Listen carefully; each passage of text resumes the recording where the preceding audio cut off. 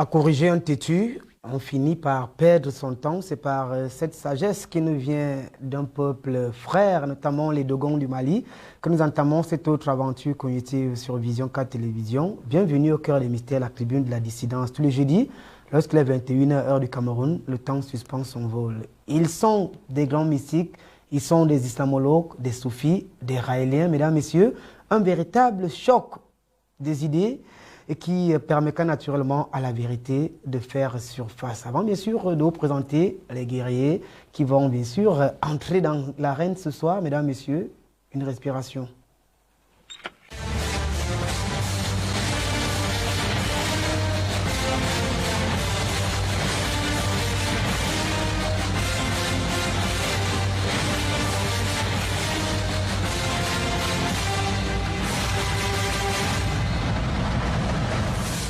Retour sur le plateau pour accueillir Père Abraham Mikala avec nous ce soir. Bonsoir mon père et bienvenue au cœur des mystères. Bonsoir Nathan, bonsoir aux copanélistes, bonsoir à tous les téléspectateurs de Vision 4 qui nous écoutent. Je suis toujours ravi lorsque vous m'invitez pour prendre part à cette grande discussion intellectuelle. Je crois que j'y apprends beaucoup et ça me permet de travailler aussi pour développer mon intelligence parce que je suis très peu intelligent. Merci pour l'invitation. Très peu intelligent, c'est une marque de fabrique des personnes très élevées, hautement élevées, qui reconnaissent qu'ils ne savent rien. On profite pour saluer toute la communauté catholique du monde entier, les catholiques chaldéens, catholiques araméens, catholiques anglicans, ils sont nombreux. Dieu seul sait que nous sommes en phase avec toutes ces communautés. Tous ceux qui aimeraient participer à ces agapes spirituelles et intellectuelles, vous prenez tout simplement le contact qui s'affiche au bas du petit écran et vous serez sur ce plateau comme Maître Brana qui nous a honoré une fois de plus. Bon après-midi, que votre lumière m'éclaire davantage. Merci Nathan, comme toujours, que la lumière et l'amour que j'incarne, je la vois dans tous mes copanélistes ici présents. Merci d'être une fois encore à nos côtés sur ce plateau et merci Nathan d'avoir permis que nous nous asseyons ici ensemble pour apporter la lumière au peuple, à tous les aspirants du centre de l'éveil spirituel. Je vous souhaite une fois encore de rester scotchés afin que nous nous apportons la lumière. Merci. On profitera de cette mise en bouche pour souhaiter prompt rétablissement à Ndiboka Sohona qui reste collé sur son lit après cet accident qui a causé la vie à son frère aîné. Ndiboka Sohona sera des nôtres dans les jours à venir. Assurez-vous, fidèles téléspectateurs qui réclament Ndiboka Stot. Otep. Otep, mon frère Mogo, Otep à tous les Shemsou Ho, à tous les Shemsou Mat et à tous les Shemsou Djerti. Maman kon min be se mite voor le bien matan na boti swan mina misa si Africa et mina mintangni. Bonsoir à tous les téléspectateurs et bonne dégustation de l'émission. Alors toi, vous avez été choqué, sidéré par ce viol anthropologique, expression que je retiens du père Mikala. Sincèrement, j'ai pas choqué, mais foudroyé d'apprendre une nouvelle aussi triste qu'elle soit, à savoir que, je ne sais pas s'il faut l'appeler l'un de nos frères, mais celui qui serait appelé l'un de nos frères se retrouve en train de venir tenter le peuple camerounais, l'État camerounais. Je sais très bien qu'il a été envoyé, il était en mission pour venir tester l'opinion publique. C'est-à-dire que lorsqu'il va jusqu'au village, payer des héros, corrompre les consciences, rassembler les gens, capter ces images et les diffuser de manière officielle pour dire voilà donc ces gens qui disent qu'ils refusent ce qu'ils refusent, les voilà qui ont accepté, ils ont bu ce vin, ils nous ont acclamé, ils se sont filmés avec nous. Rien n'a été filtré, hein. On a juste vu la présence de deux individus et d'ailleurs il reste ton frère, à ce que vous venez de dire tout à l'heure. Oui, le problème c'est que dans la tradition africaine, ce genre de frères, on les bannissait. Comme il n'y a pas de prison en Afrique, lorsque quelqu'un commence à adopter ce genre d'attitude qui va à l'encontre radicale des mœurs de notre communauté, la personne est radicalement bannie, elle est donc appelée à s'exiler et aller donc répandre ses mœurs, cette gangrène ailleurs, au lieu de continuer de la répandre au sein de de son peuple. Merci, Tot. Jusqu'ici, la loi camerounaise, article 347 bis du Code pénal, reste rigide.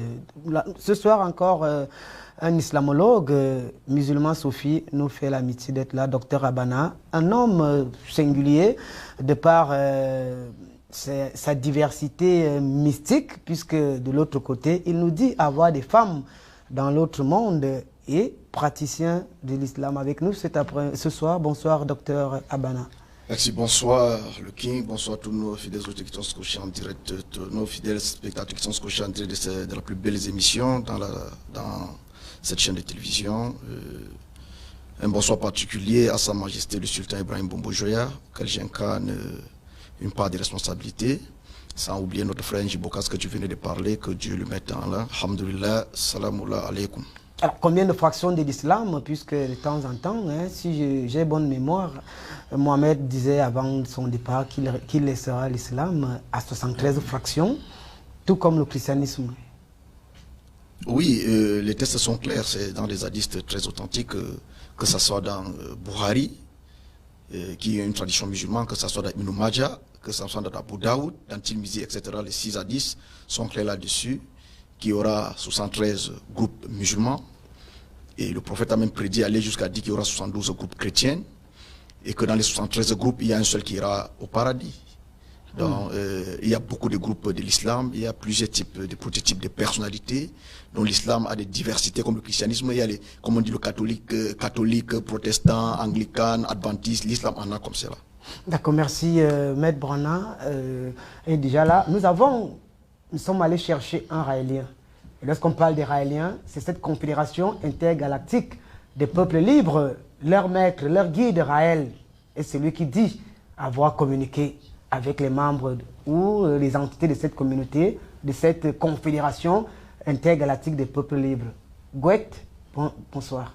Bonsoir le King Nathan, bonsoir le panel, bonsoir à tous ceux qui nous suivent et à tous ceux qui suivent cette émission de près ou de loin.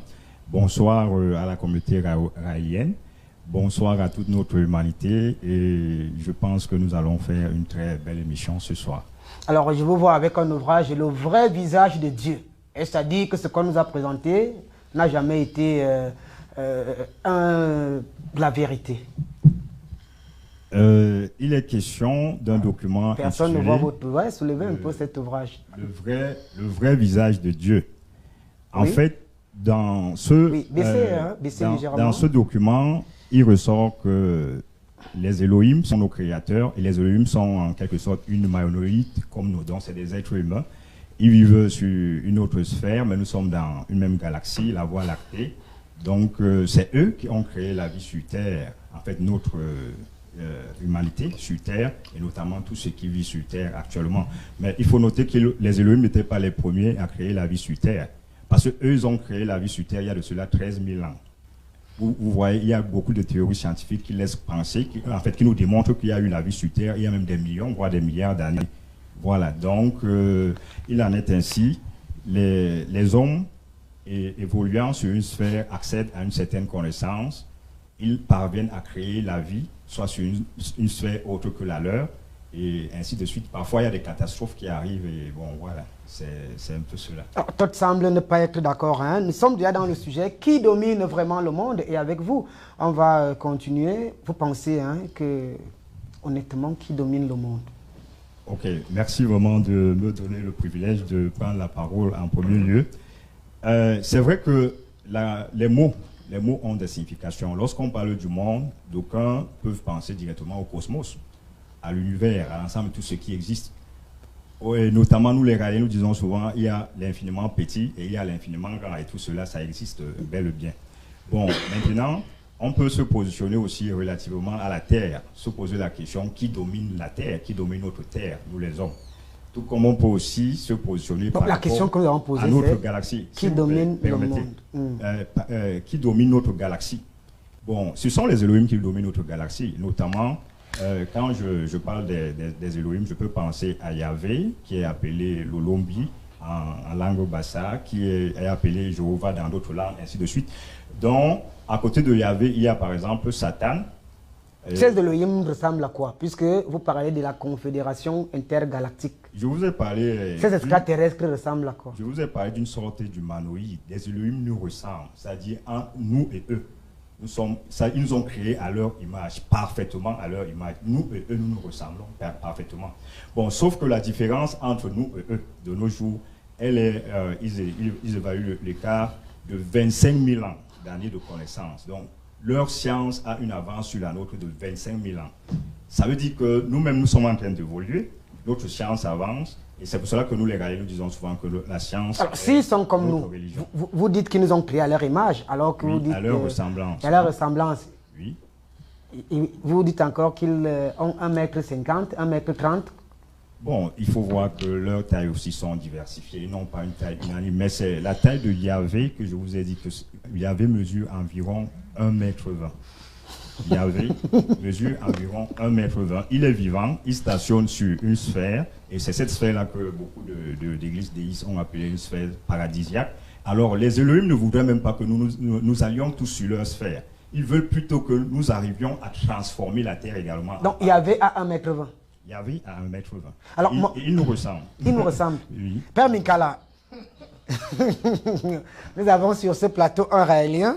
Et comme vous l'avez si bien dit la semaine dernière, vous avez rassuré les téléspectateurs que c'est Dieu, c'est Yahvé qui domine le monde. Alors, c'est Yahvé qui a 1,20 m et qui est stationné quelque part, d'après le Raélien. Il donne quand même un certain nombre de précisions. Bon, les précisions, je ne sais pas quelles sont ses sources, mais je crois que Dieu, dans sa perfection, dans sa toute-puissance, Dieu n'a pas une dimension corporelle. Dieu est essentiellement spirituel. Et c'est ce qui fait même à ce qu'il soit partout. Dieu est partout parce qu'il est essentiellement spirituel. Donc, lorsqu'il dit que Dieu a 1,20 m, je ne crois pas tellement à la dimension matérielle de Dieu jusqu'à mesurer sa taille, jusqu'à connaître exactement quelle est sa taille. Dieu tout-puissant, Yahvé, comme il l'a dit, n'a pas la dimension matérielle. 1,20 m. Non, Dieu n'a pas de dimension matérielle à ma connaissance. Mais si il a rencontré Dieu et qu'il a pris du temps pour jeter un coup d'œil dans sa carte d'identité, il a noté que la taille mesurait 1,20 m. Bon, il a peut-être des arguments fondamentaux et massifs pour nous le démontrer. Qui domine vraiment le monde, docteur Etundi? On revient justement à vous, contrairement au père Minkala, qui est quand même à côté de la logique du Raélien, puisque tous nous disent que d'un côté c'est Yahvé, de l'autre côté c'est Dieu, à la seule différence que le Yahvé du Raélien, lui, il a 1,20 m. Et voilà. Oui, bonsoir Jonathan, bonsoir au panel. C'est vrai que j'aurais d'abord préféré souhaiter la bienvenue au poste de directeur TV à M. Bonnet, parce que grâce à la translucidité du boss, il nous a sorti une carte qu'on n'attendait pas forcément. Voilà, donc bienvenue parce qu'on va travailler avec lui forcément. D'accord. Ouais, voilà, donc moi, à propos de ces divinités posent le problème effectivement de la pluralité des croyances, mais également des êtres qu'on qualifie de divins. Et ça nous ramène, y compris dans la cosmogonie africaine, où les gens ne savent pas qu'il y a une différence entre Zamba, Ntondobe, et vous parliez de Lombi, etc. Allah n'est pas la même chose que le Dieu des catholiques, n'est pas le même que tout ce qu'on peut avoir. Lorsqu'on parle de Zamba chez les petits, lorsqu'on a étudié la cosmogonie et quand on se rend compte que Zamba, c'est la troisième personnalité dans la hiérarchie des dieux. Et il n'y a pas, Zamba, ce n'est pas Ntondobe. Et Yahvé n'est pas le Dieu le très haut.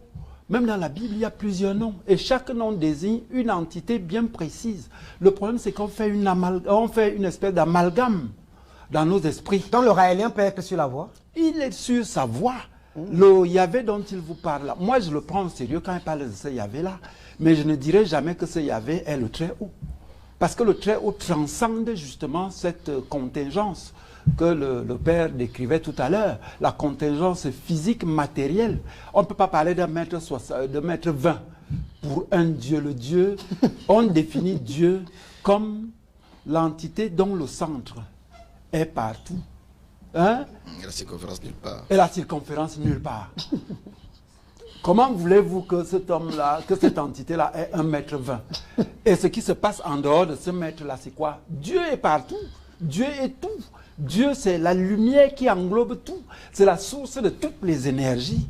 Donc, mais je le prends au sérieux dans son réalisme. Je le prends lorsqu'il parle de Yahvé. Il parle d'une entité comme il y en a tant dans l'astral. Et chaque petite église a donc la possibilité de créer un petit Dieu et qu'il peut arriver à voir même dans des moments de transe. Quand vous voyez les églises réveillées et comme ça, ils vous disent que Jésus est méchant, il est venu nous gronder. Prenez-les au sérieux. Mais vous avez dit la semaine dernière que ce sont les forces lucifériennes qui... Ben oui, c'est les forces lucifériennes parce que effectivement, ces petites divinités ont tendance à ramener la couverture à eux, comme s'ils étaient le Très-Haut. Le Très-Haut, lui, est en dehors de tout ça. Le Très-Haut n'a pas de chapelle. Il n'a pas une chapelle où des gens peuvent le voir le vendredi soir lorsque le pasteur décide de faire ceci. Ça n'existe pas. Ou chez les Raéliens où on vous dit, il y avait, voilà, il a 1,20 m. Ce n'est pas le Très-Haut. Il faudrait qu'on fasse attention. Et moi, excusez-moi, nous invitons les téléspectateurs à entrer vraiment dans la recherche. D'abord, pour connaître Dieu. Parce que ça ne sert à rien que quelqu'un vienne vous dire que le Dieu a 1,20 m. Soyons sérieux. Il faudrait que chacun rentre dans la recherche de ce que peut être Dieu. À partir de là, il pourra développer une croyance.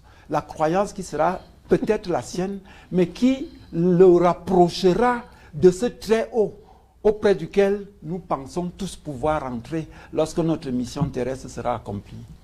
Merci, docteur Etoundi. Alors, toi, les dés sont sur la place publique. Il y avait 1,20 m, le Raélien, Père Minkala, qui est quand même... bon, en tout cas, que ce soit docteur Etoundi, que ce soit Père Minkala, que ce soit le Raélien pour le premier jet, il semble avoir le même point de départ, hein, se séparent. Hein. Bon, la première chose, il faut d'abord avouer beaucoup de surprises hein, de ma part, d'entendre de pareilles choses venant d'un jeune. Il n'est pas vieux, c'est quelqu'un qui a encore toute l'énergie qui devrait le pousser à la recherche. Parce que le vieux de 70 ans ou 90 ans va te dire, mon fils, je n'ai plus rien à apprendre, moi je suis au bord du tombeau. Mais tel qu'on le voit, il a encore toutes les énergies qui devraient le pousser à la recherche. Donc je suis surpris sur plusieurs plans. Qu'il n'ait pas fait l'effort de mener l'enquête sur l'origine du mot Yahvé. L'enquête sur l'origine du mot Elohim. Il s'est contenté de ce que Raël lui dit. C'est-à-dire que Raël est devenu son centre de cristallisation et tout ce que Raël lui dit, il boit ça comme, on dit quoi, une tasse de lait, une tasse de thé ou une tasse de lait. Donc c'est très surprenant de constater qu'aujourd'hui encore, il y a des frères en Afrique noire qui ont encore cette attitude-là. Lorsqu'il énonce certaines choses, il dit qu'il y a 13 000 ans, les Elohim sont venus créer, ils disent quoi, l'humanité? Ou bien, je ne sais pas. Moi, je ne comprends pas. Lorsque je le ramène à lire le Critias de Platon, où Platon lui dit, dans ce texte, que les prêtres égyptiens ont transmis un savoir aux Grecs. Et quand on parle des prêtres, il dit bien 10 000 ans. Et si on ajoute, nous sommes en 2020, ça fait environ les 13 000 ans dont il parle. Donc je ne sais pas si ces prêtres égyptiens étaient des Elohim ou quoi que ce soit.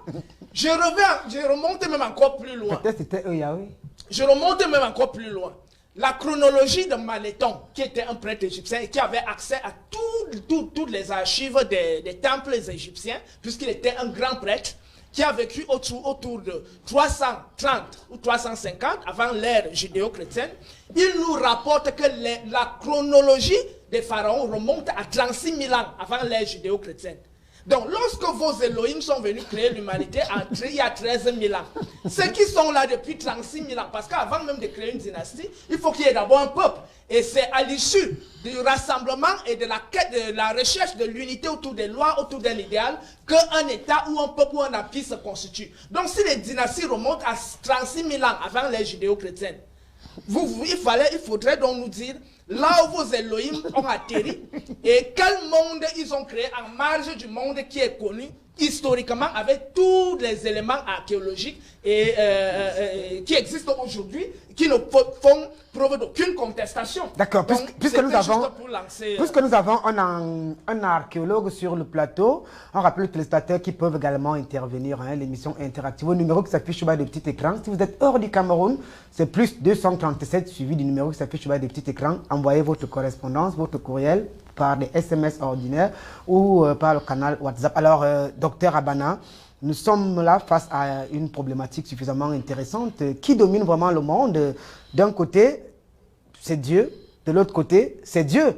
Mais c'est Yahweh, ce bonhomme d'un mètre, cet humanoïde d'un mètre 20. Et docteur Etundi, lui, pense plutôt qu'il n'est pas totalement perdu. Il est même sur la voie, mais c'est plutôt Lucifer qui est le maître du monde. Oui, le problème est simple. Vous savez que nous sommes là pour donner certaines réalités à nos fidèles, à nos téléspectateurs qui sont en train de nous suivre. Concernant ce qui se passe dans la création du monde, le problème est très simple. Le Kintu doit connaître que si on dit qui domine le monde, ce n'est pas Dieu. Dieu n'est pas dans notre plan. Le Créateur, le Céleste n'est pas dans le plan terrestre. Et il n'est pas dans le plan des galaxies. Parce que tout est créé. Et tout a un chemin.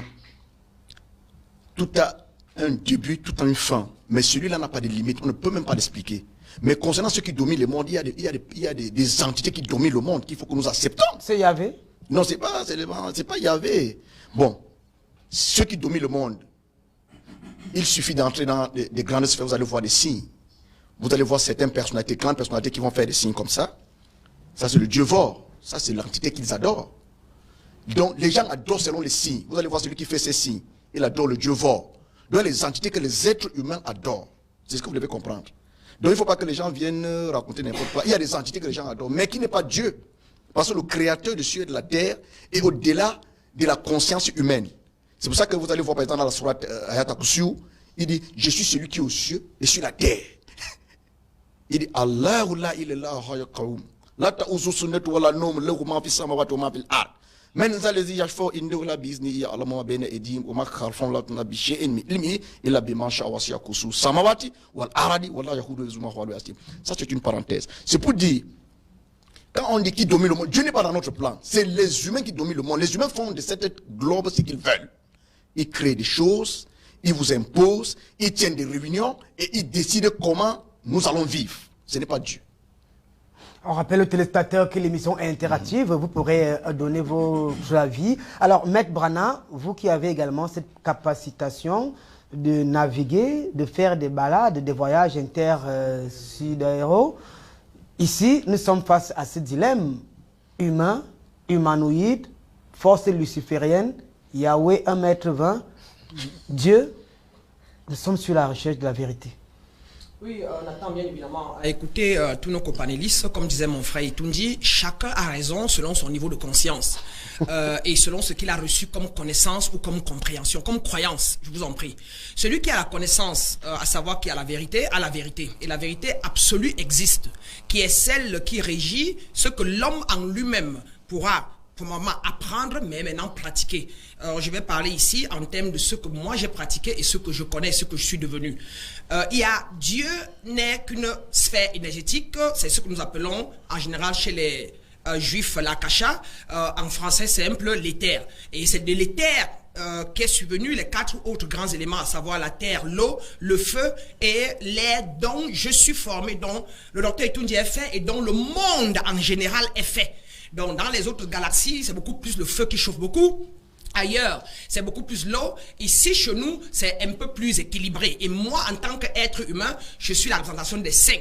Et en moi, il y a donc cet éther-là que si j'active, je peux exactement transformer tout et faire tout comme l'éther. Cela dit, l'être la plus haute qui gouverne la terre, et qu'on peut appeler généralement Dieu, est ici l'éther, ce qu'on appelle la kasha, et je suis fait d'éther, j'émane de l'éther, et chacun de nous émane de l'éther. Pour vous, si on comprend bien, le mec de la planète Terre, c'est l'éther. De la planète, d'abord du monde, de l'univers. Que les gens appellent Dieu, de l'univers. c'est plutôt l'éther. Oui, certainement. C'est l'éther. Même dans l'église catholique, même s'ils n'ont pas bien compris et qu'ils le donnent ça à une connotation, ils veulent en fait parler de l'éther.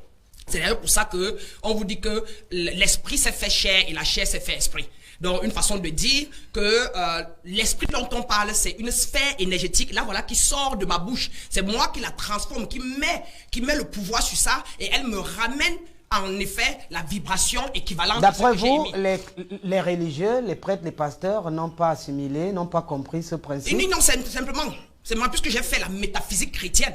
Donc, je connais la religion chrétienne, qui est exo, E-S-O, qu'on donne aux chrétiens, et l'ésotérisme chrétien qui est donc maintenant la pratique de ce que nos grands frères Jésus, etc. mettaient en place ou faisaient. Et donc aujourd'hui, je navigue la dimension 6-7 et je peux donc oser parler de ce que je sais parce que avant ça, je ne savais pas tout ça et je ne connaissais pas comment ça marchait. Et donc, pour moi, l'éther que je représente, qui sort de moi là, avec lequel je peux tout transformer, c'est ce que chacun de nous fait d'ailleurs tous les jours, mais inconsciemment.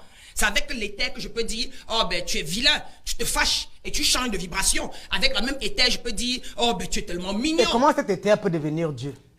Pourquoi que Dieu d'abord c'est quoi? Il faut d'abord que chacun décrive qu'est-ce qu'il entend par Dieu. Je dis et je décris Dieu comme une sphère énergétique qui est celle qui est dans nous, qui est en nous et qui est partout autour de nous. Elle est omnipotente, omniprésente, omnisciente. C'est encore elle qui est très élevée dans la dimension 7 et c'est elle qui se reflète dans la dimension première qui est minérale et puis animale et puis moi maintenant qui suis être humain qui porte le côté lourd, le côté dense et qui est beaucoup plus terre. Un côté de lui et en moi, dans moi, il y a cette chaleur qui est le côté éther en moi ou encore feu. Et quand je mets les 4 éléments ensemble, je peux les manipuler et en faire ce que je veux. C'est donc avec ça que l'homme a pu apporter ça à la vie. C'est avec ça que l'homme a pu apporter ça à la vie. Ainsi de suite. Et les avions, etc. Et du moment à l'autre, je peux me décider, par exemple, de mettre la planète en bas. À savoir, j'apporte le feu complètement. Ça brûle tout ce qui est matériel. Elle devient cendre, d'accord? Elle devient cendre. Une fois devenue cendre, je souffle l'air sur elle et elle s'éparpille dans le monde et dans le cosmos en général. Et on est reparti pour devenir air ou éther. Alors, pour moi, Dieu, c'est l'éther. Et l'éther est cette substance énergétique-là qui immue toute chose et tout être sur la terre. Elle est omnipotente, omniprésente, omnisciente et je suis faite à l'image de Dieu. Merci. Alors, Père Mikala, vous l'aviez si bien dit à l'entame de cette émission, que vous êtes un pèlerin, je le dirais, à la quête de la lumière et de la vérité. Maître Brana vient de nous faire boire cette lumière et cette vérité qu'elle dit avoir appris dans sa métaphysique chrétienne. Elle dit, le Dieu du globe terrestre, c'est l'éther. Que de révélations ce soir. Donc ça, c'est une théologie très bancale. Je ne voudrais pas m'intéresser à cela. Je commence d'abord par ce que Dr Abana a dit, que ce sont des hommes qui dominent le monde. Je partirai d'abord du mot dominer. Le verbe dominer vient du mot latin dominus, domini. Ça veut dire maître, ça veut dire seigneur. Je ne vois pas l'homme en train de dominer ce dont il n'est pas le principe fondateur. Oui. Le principe fondateur de tout ce qui existe, c'est Dieu. Ce n'est que Dieu seul qui peut dominer le monde. Alors, même dans l'islam, je crois que c'est ce qu'on enseigne. Je ne pense pas qu'on puisse enseigner dans l'islam que l'homme est capable de dominer le monde. L'homme peut avoir la prétention, pas même l'homme, certains individus de mauvaise aloi, certains prétendus, c'est-à-dire certains individus peuvent avoir la prétention de dominer le monde, mais l'homme ne peut pas dominer le monde parce qu'il n'est pas le principe fondamental de la bonté, de la beauté, de l'amour, de l'harmonie. Pour pouvoir dominer quelque chose, il faut être son principe fondamental. Il faut maîtriser cela. Lorsque Maître Brana parle de Dieu qui est l'éther, ce sont des plaisanteries de très mauvais goût. Je crois que... Ça pourrait être frappé? Non, pour parler de l'ésotérisme qu'elle a étudié, ou qu'elle aurait étudié, ou bien de la métaphysique chrétienne. Donc, la théologie chrétienne n'est pas à prendre telle qu'elle voudrait aborder des choses là. Et puis, il n'est pas très prudent d'être ignorant dans un domaine et avoir un caractère pédantesque. Qu'elle cesse de prétendre être théologienne. La théologie doit être respectée. C'est une science à respecter. Alors, la théologie considère Dieu comme la vérité de l'homme. C'est l'être suprême par excellence. Alors, et cet être qui a tout créé peut prendre le nom de créateur. C'est l'absolu, absolument absolu. C'est l'autre, autrement autre. Alors, il est inadmissible de penser que l'être incréé créant et qui crée toujours puisse être considéré comme étant l'éther. Ce sont des déclarations, c'est l'être incréé créant. Vous ne pouvez pas dire que c'est l'éther. L'éther déjà c'est un élément limité. Non, j'ai pas parlé bon, alors, je crois que il est louable de revoir. Oui ou non, l'esprit c'est quoi? C'est pas une sphère énergétique? Bon. C'est de ça que non, c'est une question. Non, c'est un dialogue simplement. Il y a un modérateur. Si vous êtes devenu modérateur, bon, vous me dites, on continue, on enlève, on disqualifie Nathan. Non, c'est parce que nous trompons souvent les brebis. C'est pour ça que je voudrais qu'on soit clair. Vous prenez la modération à la place de Nathan. Père Mikala, vous regardez, Maître Bana, je suis à vous tout à l'heure. Oui, Père Mikala, vous dites? Alors, j'étais en train de dire que lorsque vous voyez les textes sur la création, oui, bien sûr, le livre de la Genèse, à partir du 1er chapitre jusqu'au 11e chapitre, nous permettent de réfléchir sur la manière selon laquelle tout ce qui existe a été créé. Ce ne sont pas seulement des livres qui parlent des mythes, des légendes, mais ce sont des livres, ce sont des textes théologiques qui amènent l'homme à réfléchir sur ses origines.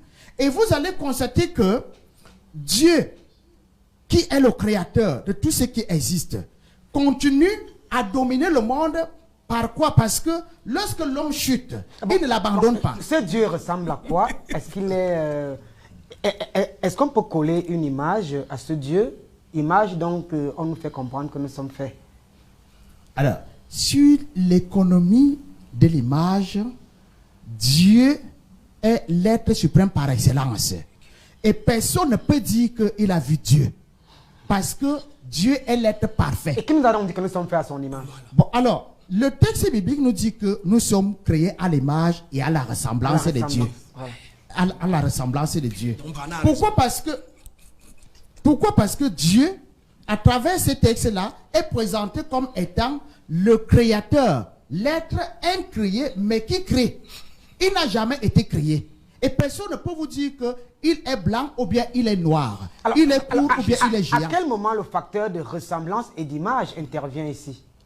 Le facteur en question entre en fonction lorsque Dieu dit « Créons l'homme à notre image et à notre ressemblance ». C'est donc quelle image, mon père? Oui. Alors, l'image de Dieu. Non, ce n'est pas que Dieu, l'homme est l'image exactement comme Dieu existe. Parce que l'homme, lui, il est limité. Dieu n'est pas limité. Dieu n'est pas limité. Je vais donner 5 versets. D'accord, d'accord. Vous allez chuter, mon père, allez-y. Non, Dieu crée l'homme. Alors, lorsqu'il crée l'homme, on va voir, il va se faire chair dans la personne de Jésus-Christ, qui entre maintenant dans l'histoire de l'humanité. C'est pour cela qu'on parle du mystère de l'incarnation. Parce que Dieu en lui-même, c'est 3 personnes. Le Père, le Fils et l'Esprit Saint. Et dans la deuxième personne de Dieu, qui est le Fils, c'est le Verbe qui se fait chair. C'est pour que l'invisible soit visible. Et ça, c'est très important sur le plan théologique. Dieu se fait visible dans la personne de Jésus. Et c'est pour cela qu'on parle de l'importance de Jésus dans l'économie du salut. À travers la personne de Jésus qui entre dans l'histoire de l'humanité, qui amène la divinité à entrer dans l'histoire de l'humanité, nous avons là l'invisible qui se fait visible. D'accord. Et c'est là où tout se joue. On va prendre lecture de quelques réactions en rappelant aux téléspectateurs que c'est interactif. Bonsoir à vous, King Nathan. Je crois que Maître Bana est beaucoup trop dans la théorie, qu'elle explique des choses de manière à ce que les profanes comme nous puissent comprendre. Hardy depuis Vérone en Italie. Bonsoir à vous. Bonsoir, le maître qui est en train... Bonsoir, le maître qui est en train de... ne sait pas ce qu'il nous raconte. Je ne comprends pas absolument. C'est juste une succession de mots. L'éther sort d'où? comme elle part dans la 6e dimension, cette fois c'est la 17e dimension. Là, on ne comprend pas exactement. Essayez un peu de nous aider à déchiffrer vos messages, s'il vous plaît. Bonsoir à vous, King Nathan, pour cette belle initiative, aussi pour le thème. À la question de savoir qui domine le monde, c'est bien sûr le Seigneur Tout-Puissant, le Dieu d'Abraham, d'Isaac et de Jacob. Alors, Tot, avec vous, l'éther, un autre élément, beaucoup de révélations, l'éther, les Raéliens, les dieux, la force luciférienne, les hommes. C'est de la contradiction. Les hommes qui sont faits à la ressemblance de Dieu. C'est-à-dire que lorsqu'on dit que Dieu, les hommes sont faits à la ressemblance de Dieu, ça veut dire que Dieu a les yeux, il a le nez, il a les oreilles, il a une tête, les cheveux, les mains, les membres, je vais dire les jambes, et même un membre pour engendrer, parce qu'il lui faut ce membre-là. Et il lui faudra une épouse avec laquelle il pourra engendrer. Donc, toutes ces théories, toutes ces thèses, ce sont des thèses à revoir de fond en comble. Dire par ailleurs que Dieu serait l'éther, c'est limiter. C'est pour ça que je n'aime pas employer le mot Dieu. Parce que qui dit Dieu veut identifier quelque chose. Dès que tu dis à Dieu, il faut qu'on te dise c'est cela. Le voilà là-bas. L'expression appropriée qu'on pourrait accepter en français, c'est la divinité. C'est-à-dire là, c'est l'impersonnel, c'est l'indéterminé. Dans la mesure où on ne pourra pas dire il est le feu, il est l'air, il est l'éther, il est l'eau. Ou bien il ressemble à l'homme. C'est toutes ces thèses-là qu'il faut balayer en brèche. Le fondement du concept de ce qui est divin, tout ce qu'on peut dire, c'est que c'est une présence, une force indéterminée qui est présente, qui pénètre toute chose, qui est en toute chose, qui n'est même pas l'énergie, parce que l'énergie en grec c'est energeia, c'est-à-dire être en œuvre. En éondo ou en éton, c'est quoi? Énergie en éondo, c'est ngoul, ou bien pim, ou bien c'est dire quelque chose qui agit. Mais la divinité est d'abord une présence indéterminée. Et c'est lorsque cette divinité s'exprime qu'elle devient donc une force qui agit, une force agissante, c'est-à-dire une énergie. C'est ça l'activité divine. Donc on ne saurait dire que Dieu est énergie, Dieu est éther, Dieu est eau. On ne perçoit de la divinité que ses manifestations. Et c'est pour ça qu'on dit il est inconnaissable, impalpable, non représentable, inimaginable, incontournable. Ça dit ça déborde l'entente. C'est pour ça qu'il faut éviter de donner des qualificatifs. Maintenant, dire donc, on revient sur terre, on dit qui domine le monde.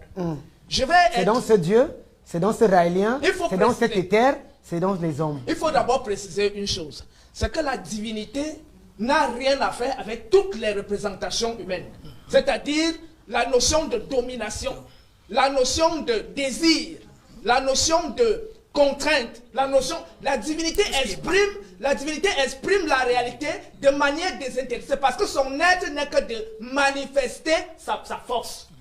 C'est ça, l'être de la divinité n'est que de manifester sa force. Maintenant, lorsque cette force est manifestée, elle prend des formes au fur et à mesure qu'elle se déploie du centre vers la périphérie. Je suis d'accord. Maintenant, lorsque cette énergie dégagée commence à s'identifier, il y a ce qu'on appelle la personnalisation, le principe d'individuation. Et c'est sur la base de ce principe d'individuation qu'une force concentrée a l'impression d'être une force autonome vis-à-vis du grand tout. Et cette illusion d'autonomie fait en sorte que certains individus qui pensent qu'ils ont eu accès à tel niveau de connaissance, ils sont entrés en connexion avec telle entité, ils ont un pouvoir et que sur la base de ce pouvoir, ils peuvent prendre le contrôle sur les consciences et manipuler les consciences à leur gré. Donc c'est là où on revient donc pour dire que beaucoup de ce qu'on pense aujourd'hui être les dominateurs, ceux qui contrôlent le monde, sont en fait des pseudo-ésotéristes. Parce qu'un vrai initié n'est pas là pour contrôler, pour dominer. Le vrai initié évolue, il accède à la lumière. Nous ne sommes pas encore vrais initiés. Voilà. Nous voulons d'abord comprendre qui a la main mise sur le... C'est pour ça que je voulais dire que dire que ne peut dominer le monde que celui qui connaît les lois de l'univers, c'est aussi faire fausse route. Parce que celui qui connaît les lois de l'univers ne va pas dans le sens de la domination. Mais ceux qui vont dans le sens de la domination, c'est ceux qui ont l'illusion d'avoir un pouvoir certain et un certain pouvoir et qui peuvent donc en faire usage pour leurs bons offices égocentriques et individualistes. Docteur Etoundi, on revient à vous en tant qu'ancien séminariste rosicrucien. Alors, le Notre Père qui est aux cieux, pas au ciel, que ton règne, que ton royaume vienne. Ça nous amène quand même à réfléchir. Est-ce à dire qu'en ce moment, ce n'est pas le royaume de Dieu qui serait établi? Et forcément, cela conforte peut-être votre position de chrétien rosicrucien, entre guillemets. D'accord, merci Nathan. Je crois que vous avez perçu le problème. Il y a amalgame effectivement parce que lorsque nous identifions notre ordre de nature actuel à l'ordre de nature divin, il y a problème. On peut effectivement être tenté de penser que c'est Dieu qui a tout créé. Mais nous oublions qu'il y a eu la chute. C'est-à-dire qu'un univers dans lequel les fils de Dieu habitaient et d'où ils ont été chassés. On oublie toujours cela. Ils ont été chassés pour aller vivre dans un monde qui est différent du royaume de Dieu. Le royaume de Dieu, on va dire les cieux, mais ne confondons pas ça avec les nuages. Mais nous allons considérer que c'est un univers de perfection. L'homme n'est pas parfait. Toi, tu viens de nous décrire effectivement que si Dieu était fait à notre image, ça signifie que tout ce que nous faisons, il le fait. Ça signifie que le matin, il a besoin d'une brosse à dents, etc. Et tout ce qu'on peut imaginer. Or, quand on dit, l'expression est « créons les hommes à notre image », ce n'est plus Dieu. On va comprendre que ce n'est plus Dieu qui s'exprime de cette manière-là. Nous sommes dans l'impératif. Et l'impératif, là, ce n'est pas « je crée ». Il dit créons. Qui dit créons? Essayons d'imaginer. Vous parlez des Elohim? Ben, des Elohim. Et non de Dieu, du Dieu suprême. Il faudrait qu'on comprenne cela pour qu'on arrive un tout petit peu à comprendre comment nous, qui devrions être faits à l'image et à la ressemblance de Dieu, qui sommes censés être à l'image et à la ressemblance de Dieu, nous ne commençons même pas déjà par nous ressembler. Malgré les affinités ethniques et tout, il y a quand même des nuances entre le père Minkala et moi. On se ressemble. Peut-être même que la nuit, on peut nous confondre. Mais nous ne nous ressemblons pas. Il faudrait quand même qu'on comprenne qu'on ne se ressemble pas. Même pas le caractère. Enlevons l'aspect physique. Même pas le caractère, nous ne nous ressemblons pas. Pour ressembler maintenant à une tierce personne qui plus qu'elle serait le créateur. Il faudrait considérer la chute. C'est l'élément central de pratiquement toutes les cosmogonies. Il y a eu une séparation. Il y a eu un départ. Il y a eu un être suprême qui avait effectivement créé des hommes. Dans le christianisme, il y a ce qu'on appelle les anges. Dieu a créé les anges, parmi lesquels Lucifer, qui était l'être, qui était l'ange le plus lumineux. Et ces anges-là ont été chassés du royaume de Dieu. La chute même qui est relatée, à savoir Adam et Ève, c'est déjà la deuxième chute. Puisqu'il y a le serpent, qui est déjà le symbole du mal au paradis, ce n'est plus un univers parfait. Il faudrait qu'on soit cohérent. Il faudrait qu'on soit cohérent, parce que sinon on fait de l'amalgame, et c'est cet amalgame que nous refusons. Quand vous nous voyez dans ce qu'on appelle les sectes, c'est qu'on ne souhaite pas en rester à ce qui a été dit par tel, on utilise notre cerveau, et ce cerveau-là ne me commande pas de dire que c'est Dieu qui a créé toute la pourriture que je vois sur terre là. C'est-à-dire la boue que nous traversons là, vous me dites que c'est Dieu, les moustiques, les serpents, les scorpions, vous attribuez ça à Dieu. Mais ce n'est pas possible. Essayons de respecter Dieu. Quand nous ne savons pas, on reste dans l'humilité. Mais ne disons pas que c'est Dieu qui crée le scorpion. Parce que je ne vois pas à quelle fin il crée. Vous estimez que Père Minkala, qui est également passé au séminaire et docteur en théologie prêtre, aurait des défaillances? Moi, non, ce n'est pas des défaillances. Moi, je leur ai faussé compagnie. Hein. Quand je me suis rendu compte qu'il y avait des choses qui ne tenaient pas.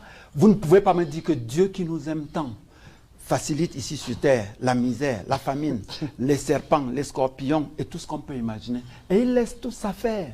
Il nous laisse vivre là. Et nous commençons à espérer que c'est lui qui nous a tout créé. Et nous disons même divin. Je dis je suis divin moi aussi. Ça signifie que Dieu fait tout ce que je fais. Ça signifie que je finis de manger une nourriture qui est saine. Et après quelques minutes, je suis aux toilettes. Jusqu'ici, ce n'est pas Dieu donc qui domine. Ben non. Pour aller déféquer. Alors que je viens de manger une nourriture qui est saine, qui est même bio et tout ce qu'on imagine. Ce travail-là, cette créature n'est pas divine. Nous ne sommes pas une créature divine. Par contre, ce dont... Vous allez même plus loin en disant que nous ne sommes pas des créatures divines. Non, nous ne sommes pas des créatures divines, c'est les Elohim qui créent. Et là-dessus, je rejoins l'intuition Du raélien. du raélien. Mais je dis, en nous, il y a quand même un vestige de Dieu. Et c'est ce vestige qui doit être en quelque sorte cultivé et qui doit reprendre le dessus sur l'être ordinaire que je suis. C'est pour ça qu'on dit, ceux qui ont cru en Jésus, comme on dit le Jésus qui est en nous, ont reçu la possibilité de redevenir enfants de Dieu. C'est dans la Bible. Bible. Christian qui parle de la Bible ce soir. C'est dans la Bible. Nous ne sommes pas. La Bible dit, si vous suivez certains préceptes, si vous naissez 2 fois, là vous avez la possibilité de revenir enfant de Dieu. Ça signifie que nous ne sommes pas enfants de Dieu. Soyons lucides. Nous sommes méchants, nous sommes vilains, nous sommes tout ce qu'on peut imaginer. Et vous ne pouvez pas dire que c'est Dieu qui est jaloux, vous ne pouvez pas dire que c'est Dieu qui est aussi vilain.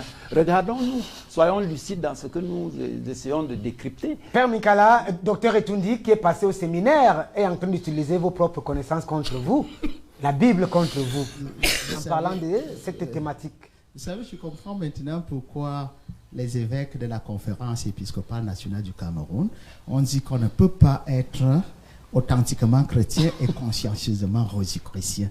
Et je ne connaissais pas ce qu'on attend par la Rose-Croix, mais le docteur Etundi me permet de comprendre que la Rose-Croix ne croit pas en Dieu. Et lui qui prétend être chrétien dit qu'il n'est pas une créature de Dieu, mais c'est un scandale hors pair, c'est une abomination de la désolation. Qui l'a donc alors crié? Mon père et ma mère. Oui. Ben oui. Créateur. Ben oui, c'est mon père et ma mère qui m'ont créé, vous ne savez pas. Ben c'est pas possible. Biologiquement, vous ne pouvez pas me démontrer le contraire. Alors, c'est eux qui vous ont crié? Bien sûr. À partir de quel moyen? Ben, ils sont allés se coucher. Vous comprenez? Et ils m'ont fabriqué. C'est-à-dire que spermatozoïde plus toutes ovule. les femmes qui ont la possibilité de se coucher avec un homme ont des enfants. Si vous ne comprenez pas que l'enfant c'est un don de Dieu qui est remis gratuitement à un couple, ça c'est un scandale. Et remis gratuitement. Mais il faut d'abord qu'il consentent d'aller se coucher. Et il y a des femmes et des hommes qui couchent ensemble mais qui ne font pas des enfants. Mais vous ne pouvez pas faire un enfant si vous ne faites pas cela. Oui, ils font cela. Ils couchent ensemble, mais ils n'ont pas d'enfants. Vous ne le saviez pas. Alors mon père, est-ce qu'on peut dire qu'il utilise vos techniques, puisqu'il est passé chez vous, vos connaissances contre vous? Il faut d'abord qu'ils les connaissent. Il faut d'abord qu'ils les connaissent. Et c'est pour cela que je dis que docteur Etundi, il peut être didacticien là, dans son domaine, mais sur le plan théologique, je crois qu'il est tout à fait normal de respecter ceux qui connaissent la théologie. Alors, docteur Etundi, oui. Dieu, c'est quoi? C'est l'être invisible. Oui. Et dans la personne de Jésus-Christ, vous qui êtes chrétien, c'est dans l'économie du salut et de l'imagerie, c'est l'image de Dieu invisible. Dieu qui était invisible a voulu se rendre visible dans la personne de Jésus. C'est pour cela qu'il est entré dans l'histoire de l'humanité. Histoire? Oui. Au commencement était le Verbe. Vous ne savez pas que le tout verbe... ce qu'on dit... Non, mon père. Écoutez le prologue. Écoutez le prologue joannique. Oui. Oui. Jean, chapitre 1er, à partir du 1er verset jusqu'au 18e verset. Oui. Au commencement était le Verbe. Le Verbe était Dieu. Le Verbe était avec Dieu. Tout s'est fait par le Verbe. Et rien de ce qui existe ne s'est fait sans le Verbe. Le Verbe s'est fait chair. Il a habité parmi nous. D'accord, merci. Docteur Abana, on va revenir. Le débat est suffisamment intéressant. Rappelons aux téléspectateurs qu'on lira vos messages. Continuez d'envoyer ces messages. Une autre s'affiche sur des petits écrans. Si vous regardez hors du Cameroun, c'est plus 237, notre code indicatif. Alors, docteur Abana, c'est inquiétant. Ici, on aimerait bien sûr convoquer votre casquette de mystique en sortant de votre corps. Vous voyez quoi là-bas? Qui est maître là-bas? Le King. Avant de répondre à ta question, excuse-moi de rendre encore une petite balle à Père Minkala qui fait une erreur. Je répète, à haute intelligible voix, Dieu ne domine pas le monde. Dieu n'est pas un dominateur. Si vous dites Dieu domine le monde, parce que vous définissez Dieu. Dieu veut dire dominateur des initiés de l'éternel univers. Ce n'est pas une créature. Est-ce que vous comprenez? Mais dans l'islam, il n'y a point de divinité. Parce que l'islam parle d'une divinité. Il n'y a point de divinité. Et cette divinité s'appelle Allah. Dieu n'est pas un nom, mais Allah c'est un nom. Je veux que nous essayer de comprendre. Et le Dieu que vous adorez est différent du Dieu que moi, le musulman, j'adore. Parce que, ah bon? Oui, parce que mon Dieu, écoutez d'abord. Donc le Dieu des chrétiens est différent du Dieu Non, des c'est musulmans? différent. Parce que, écoutez, c'est un Dieu différent. Écoutez. Merci. Oui. Ces révélations, des révélations. Ils ont, voilà, je viens avec les versets. Je souhaite que, excusez-moi docteur, je souhaite que nous revenions d'abord sur la définition du mot dominer. Dieu, ou même Dieu. Dominer, ça veut dire quoi? Dominer, je vous ai dit que ça vient du mot latin dominus, domini, le génitif. De dominus, c'est domini. Qui veut dire maître, qui veut dire seigneur. Dominer veut dire faire. Et dans le mot dominus, il y a domus qui veut dire maison. C'est faire de quelque chose sa propriété. Faire du monde sa maison. Alors mon père, le monde est la maison de Dieu. on vient de vivre tout à l'heure sur cette tribune, au cœur des mystères, des révélations foudroyantes, je dirais fracassantes, intéressantes. Merci, Nathan. Le Dieu des chrétiens est différent du Dieu des musulmans. Oui. C'est un musulman, Sophie, qui nous le dit. Je le démontre. Ouais. Et le King. Hein, Continue. Laissez-moi démontrer. Il a la parole. Le C'est lui King. qui le dit, qui le Oui, démontre. je le Il a la démontre. parole. D'accord. Le Dieu de l'islam, dans la sourate Ikhlas, la 114 sourate, dit Qul huwallahu ahad. Dieu, il est unique. Allah Sama, il n'a pas de pareil. Lam yalid wa lam yulad. Il n'a pas été enfanté. Il n'a pas d'enfant. Wa lam yakul lahu kufuwan ahad. Nul n'est égal à lui. Et pourtant, le Dieu, nous avons dans la Bible, un Dieu qui a beaucoup d'enfants. Allez, regardez Job. Dieu en réunion avec ses enfants. Voilà Satan qui passe. Il dit Satan, as-tu vu mon serviteur Job? C'est Dieu, il a beaucoup d'enfants. Vous revenez encore, vous voyez un autre Dieu. Le Dieu des chrétiens. Est-ce que vous comprenez? Ça veut dire. Un homme blanc. Non, le Dieu des chrétiens maintenant a un fils. Vous voyez, il y a des choses. L'autre Dieu a beaucoup d'enfants. Vous vous retrouvez maintenant avec un Dieu qui a un fils unique. Écoutez, il a un fils unique qui s'appelle Jésus. Vous voyez que c'est-à-dire le Dieu des chrétiens ou le Dieu de la Bible n'est pas le Dieu de l'islam. Parce que le Dieu de l'islam n'a pas d'enfant. Il ne connaît pas. Ce Dieu est au-delà de l'entendement. Donc le Dieu chrétien, on l'a ramené à l'humanité auquel il. Laissez-moi finir. J'ai dit bien, le Dieu du chrétien n'est pas le Dieu de l'islam. Soyons clairs, il ne faut pas que nous faisons la lave. Je suis désolé quand on dit souvent que on dit les religions abrahamiques. C'est bien beau, religion abrahamique ça s'entend, mais ils n'ont pas le même Dieu. Parce que quand vous regardez la Bible, les dieux avaient des enfants. Mais quand vous regardez dans le Coran, le Dieu du Coran n'a pas d'enfants. Donc ce n'est pas les mêmes personnalités. Allah n'a pas d'enfants. Allah est au-delà de ce que nous pouvons. Le King. Allah est au-delà de ce Allah n'a pas d'enfant. Allah n'a pas d'enfant. Et au-delà de ce que nous pouvons. C'est dit Huwa Allahu alladhi la ilaha illa huwa Malik al-Qudus Salamul mu'min muhaymin hafizul jabbar mutakabbir subhanallah amma yushrikun. C'est lui Allah, nulle divinité que lui, le souverain, le pur, le puissant, le rassurant, le pardonneur, le tout-puissant, le contraignant, l'orgueilleux. Gloire à Allah, il transcende ce qui lui associe. Voilà. Vous êtes des associateurs. Quand tu dis que Dieu est un enfant, ça veut dire que vous associez Dieu. Qu'est-ce qui est différent avec quelqu'un qui a fait qu'un petit statuette là en train d'adorer? Dieu est au-delà de ce que nous pensons. Dieu n'est pas, on ne peut pas représenter Dieu ni dans la détermination, ni dans la transcendance. Dieu est au-delà de ce que nous croyons. Mais celui qui domine la planète Terre, soyons clairs, ce sont des êtres humains. Merci. Ils sont les Illuminatis. D'accord. Ils ont des signes. On va évoluer, docteur Abana. Rappelez aux téléspectateurs que de révélations ce soir. Le Dieu des musulmans n'est pas le Dieu des chrétiens. C'est la première fois que nous entendons cette exclusivité sur Au cœur des mystères. Alors, monsieur le Raélien, vous qui avez également vos dieux, que ni les musulmans, ni les chrétiens, ni les mystiques ne reconnaissent. On se retrouve là avec chacun qui a peut-être créé son dominateur ou qui vit sous l'emprise d'un dominateur, peut-être... Ok, merci le King. J'ai souvent souhaité évoquer ce que j'appelle la pédagogie des mots. Parce que tant que nous ne définissons pas les mots, ça nous pose un problème. Dieu, bon, mon frère t'a dit tout à l'heure, je n'ai jamais fait des recherches, bon, ça c'est prétentieux mon ami. Donc, Dieu, du latin Dei, les Occidentaux qui sont allés étudier en Égypte, ils ont entendu parler de Ra. Ra renvoyait au Dieu soleil. Et notamment le mot Dei qu'ils utilisent, ça renvoie à la lumière. Merci. Ça renvoie à la lumière. Alors ça ne veut donc rien dire. Et je vous dis donc, les Elohim me recommandent de vous dire que, ou alors Allah ou Yahvé, parce que Allah, pour moi, c'est la même personne, et Yahvé, c'est la même personne, de vous faire comprendre ça, c'est pour vous. Il n'est pas parfait. De surcroît, les êtres qu'ils ont créés sur la terre, que nous ne sommes pas parfaits. Ah, vous dites que Allah n'est pas parfait. Allah n'est pas parfait. C'est vous qui le dites. Et notamment, vos même dans la engagent. Bible, vous allez voir que Allah lui-même, il mange, il boit à son gré. Alors, je pose, Ailleurs, même dans le je Coran. pose la question. Je pose la question. Vous allez dire également que... Est-ce qu'on parle de la Bible? La Bible ne parle pas d'Allah quand même. Bon, je vous ai dit que... La Bible ne parle pas d'Allah et on va éviter les amalgames ici.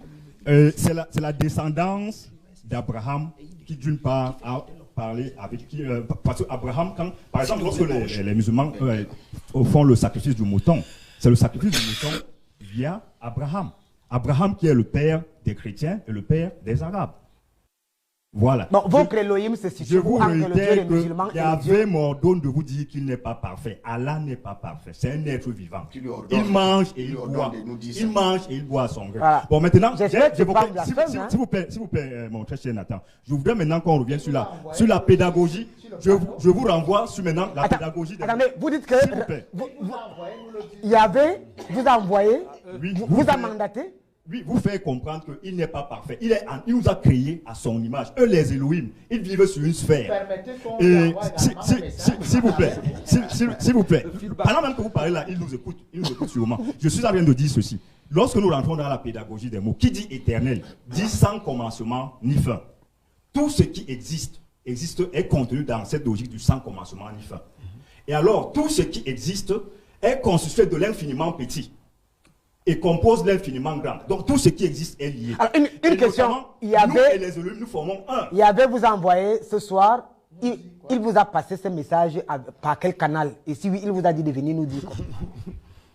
Bon, vous savez, moi je crois pleinement aux Elohim. Et par ailleurs, les Elohim ne sont pas Dieu. Parce qu'on vous a donné la signification de Dieu. Donc, je demande que Yahvé vous a est entré en contact avec vous par quel canal? Bon, par quel canal? Moi, je peux penser même qu'il y avait souvent en contact même avec vous, le King. Parce que, ne serait-ce que l'émission que vous organisez ici chaque fois, les gens suivent cette émission. Donc, il y avait, moi, je pense qu'il y avait, vous guide à éclairer le monde. Avec c'est 1,20 m? Mais je vous ai dit que c'est un être vivant. Il y avait, c'est un être vivant. Peu importe même sa taille. Mais je vous ai dit qu'il a environ 1,20 m. Et il règne sur cette sphère. Et dans notre galaxie, leur civilisation, ce sont tous les maîtres de notre galaxie. Bon, lorsque je dis ce sont tous les maîtres, c'est en termes de connaissances. Parce que vous voyez, dans la Bible, il est écrit tout homme est abouti faute de science. Et notamment, lorsque nous prenons la Genèse, nous voyons les œuvres des Elohim. Nous voyons même des passages dans la Genèse où les Elohim ont même couché avec les terriens de la terre. Ce sont des œuvres divines, ça. Je dis, il n'y a pas un Dieu, c'est-à-dire un être omniscient, omniprésent, n'est que l'univers dans son infiniment. Comment ces Elohim contrôlent dans la terre? Ils rentrent en contact avec nous par quel canal? Par des satellites? Ou bien lorsque nous sommes là-bas en altitude? Ça se passe comment? Comment est-ce qu'ils arrivent à nous communiquer des informations? Ils nous gèrent à distance? Les Elohim ont même d'abord communiqué d'homme à homme avec les Tyriens, comme par exemple Abraham. Abraham causait avec Yahvé comme ça, d'homme à homme, sur cette terre. Et notamment, Raël a causé avec Yahvé d'homme à homme. Raël, donc ils ont causé, c'est-à-dire il lui dit, va leur dire que je ne suis pas un Dieu, je ne suis pas un être parfait. C'est nous qui avons transformé notre sphère en paradis, la sphère qu'ils envient là. Alors dis-leur qu'ils doivent aussi transformer en une sphère paradisiaque. Ça veut dire que si les hommes veulent mener une vie paradisiaque, c'est sur la terre. Et c'est sur la terre qu'on a bien créé les hommes. Et notamment cette histoire, même, c'est bien détaillé même dans la Bible. Parce que quand les Elohim créaient les hommes sur la terre, ils voudraient que les hommes vivent éternellement. C'est avec l'anticipation. Parce que vous voyez déjà un Dieu qui se méfie. Un Dieu qui se méfie, qui essaye de se dire, tant que l'homme n'a pas encore démontré ceci, on ne lui donne pas telle connaissance. Et alors, un autre groupe, parmi eux, le groupe de Lucifer, anticipe et donne une certaine connaissance aux hommes. Et alors, ça devient des problèmes. Donc, c'est des êtres comme vous et moi qui ont créé la vie. Merci. Maître Brana, on a des informations, on a des exclusivités ce soir. Il dit, Yahvé, ça veut dire que le Dieu des chrétiens boit, il mange. Il cause avec lui. Il n'est pas parfait. Il n'est même pas parfait. Le Dieu des chrétiens Yahvé. Nathan, notre frère Raël peut le dire, le soutenir, comme chacun ici sur le plateau a pu soutenir ce en quoi il croyait selon son niveau de croissance, de conscience. Comme je le disais tantôt, Dieu si on le dit vulgairement, pour ne pas dire d'abord je voulais dire grand merci à mon frère Todd ce soir. Comme toujours, il a décrit exactement ce que j'aurais souhaité faire. Mais n'étant pas aussi intellectuellement nanti que lui, j'ai pas pu le faire et je vous dis exactement, allez réécouter la vidéo. Tout ce que Todd a dit est la description parfaite de ce que nous appelons donc celui qui est créateur, de qui nous émanons de ce monde. Cela dit, chacun de nous essaie de décrire tout ce que Todd a dit dans le Dieu qu'il connaît. Mais alors d'autres qui ont gardé un ego fort sur les hommes ne veulent pas lâcher et veulent se faire comprendre aux gens alors que leur document, je m'en vais le décrire. La Bible dans Jean 10, 30. Jésus, vous avez blasphémé, alors Jésus se tourne et dit, n'est-il pas écrit que vous êtes des dieux? Ça, c'est le document de mon tonton, le frère Mikala, ici présent. De deux, dans Somme 82.6, il est dit, vous êtes des dieux. Dans Jean 1.1, il est dit, au commencement était la parole qui sort de ma bouche, avec laquelle je vous transforme tout de suite là, et que chacun ici utilise. Et la parole était avec Dieu, Dieu était avec la parole était la lumière, et la parole était la vie. La vie que je vis là, était la parole. Là, voici qui sort en moi, et elle est en chacun de vous. C'est ce en quoi vous êtes des dieux. Et je peux citer comme ça, Genèse 1.26. Et Dieu dit, créons l'homme à notre image et à notre ressemblance. Dieu parle toujours plus ou moins en nous, comme pour dire, moi, lui et tous les éléments de la nature. Donc, pour conclure, Nathan, Dieu est une sphère énergétique qui est simplement l'air qui est devant nous. Chacun doit aller chercher la connaissance, comme a dit le grand frère Jésus, ce que je suis allé chercher. Et il peut se connecter à qui il est à l'intérieur de lui, qui est cette parole et ce son en lui. Et il peut poser toutes les questions qu'il veut de manière sincère, intentionnelle, et il aura des réponses claires, comme tous ceux qui ont écrit ces documents. La Bible est un document sacré, oui. Elle est écrite exotériquement pour les gens de la 3e dimension. Nous, de la 6e dimension, où tout être qui est un mystique, le lit à la 6e dimension, car elle est écrite en métaphore et en parabole. Ne perdons pas le peuple. Peuple, réveillez-vous parce que vous êtes des dieux. Et on vous le cache, on vous le masque pour que vous ne découvrez pas que la puissance est en vous. Ce que nos ancêtres connaissaient. Ce que Todd essaie de démontrer depuis qu'il est sur ce plateau. Et comme me dit toujours, la seule différence, je suis une praticienne. Comme mon grand frère Jésus et peut-être encore mon frère et amour que j'adore. Todd, il est là et on va cheminer ensemble peut-être pour réveiller les Africains parce que j'ai la doctrine naturellement ou encore la croyance africaine, mais je ne me suis jamais j'ai jamais travaillé avec les bouquins peut-être africains, mais quand il parle tout le temps, je me retrouve à ce qu'il veut dire. Dieu est en chacun de nous et c'est les 4 éléments de la vie. Il faut aller apprendre à les manipuler et simplement la connaissance vous sera niée et vous pourrez faire du monde ce que vous voulez. Donc c'est les hommes qui guident le monde ou dominent le monde, mais Dieu est celui de qui nous émanons tous. Il est omnipotent, omniscient, omniprésent. Il est l'alpha et l'oméga. Comme disait mon frère, il est donc totalement le mal et le bien. Et il n'y a pas de mal. Le mystique ne voit pas le mal. Le mystique voit le bien dans le mal et transforme le mal dont on parle là en bien. Il faut bien que la souris existe. Il faut bien que le moustique existe. Il faut bien parce qu'on tout est transformatrice. Tout est, et c'est ce que Allah ou Dieu est. D'où nous avons émané de lui.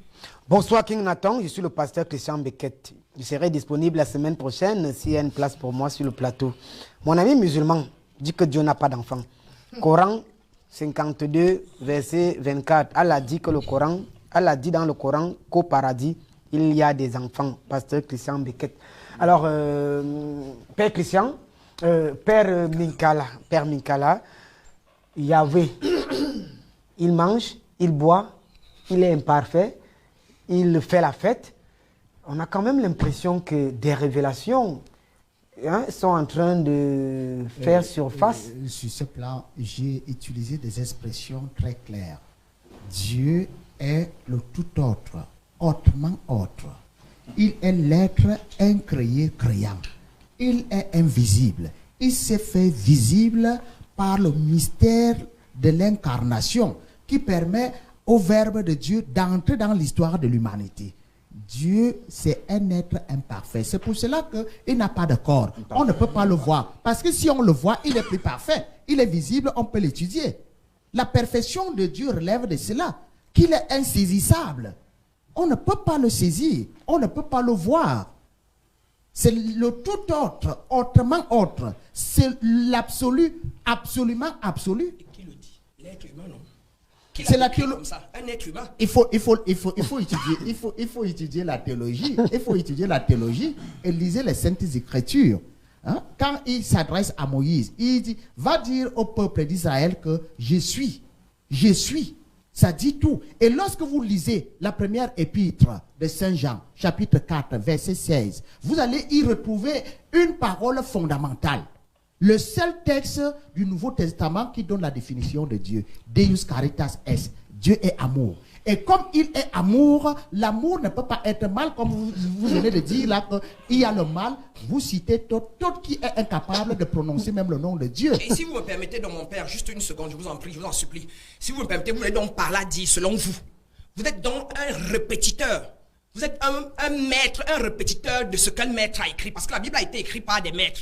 Et donc, vous n'êtes qu'un répétiteur. Vous répétez tous les chapitres, les versets qu'un être humain dit s'être connecté à Dieu et a pu être inspiré et mis en place. Donc, vous ne pouvez pas être inspiré. Vous ne pouvez pas aller dans les hautes sphères. Vous ne pouvez pas vous connecter à la nature Dieu qui est en vous. Vous ne pouvez pas vous connecter à ça. Brananea vous s'assoit ici et vous dit, je fais donc le travail que mon frère Jean a fait, je fais le travail que mon frère Jésus a fait, je prends mon temps, je passe mes heures et des heures à me concentrer, à me connecter à ma nature divine. Merci. Et je reviens sur votre plateau, vous donner ce que moi j'ai pu pratiquer. Merci. Et je souhaite mon père donc, Merci, que vous merci. nous dites donc, je reconnais, donc je vous reconnais, reconnaissez mon je père. reconnais votre démarche, Oui. mais la mienne, ce n'est pas ça. Voilà, la mienne suit ces chemins. Wow. J'utilise 3 sources fondamentales. Oui. Il y a la Sainte Tradition, Oui. il y a le magistère de l'Église, et il y a les Saintes Écritures qui sont considérées, d'après Deu Verbum, comme étant l'âme de toute réflexion théologique. Merci mon père. Vous venez donc de me Merci. démontrer que vous êtes un répétiteur de la Sainte Écriture, des Saintes Écritures On va traditionnelles. prendre- Comparé à être un praticien. D'où donc la plupart des pasteurs et des prêtres sont des répétiteurs. Merci. On va revenir sur le thème. Qui domine vraiment le monde? D'ailleurs, sur ce plateau, on peut déjà comprendre que chacun est géré par sa divinité ou par son Dieu. Bonsoir King Nathan.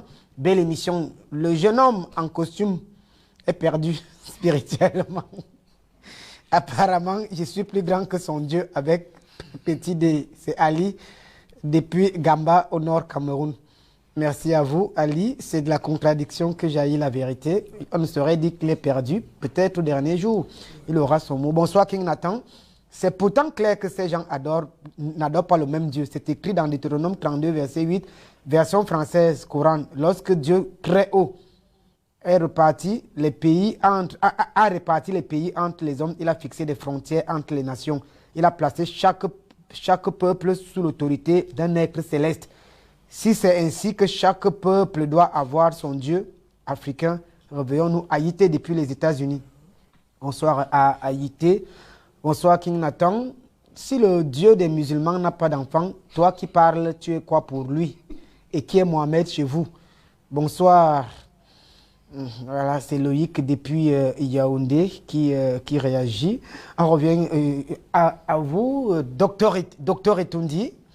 Docteur Etundi, cette force luciférienne s'opère comment?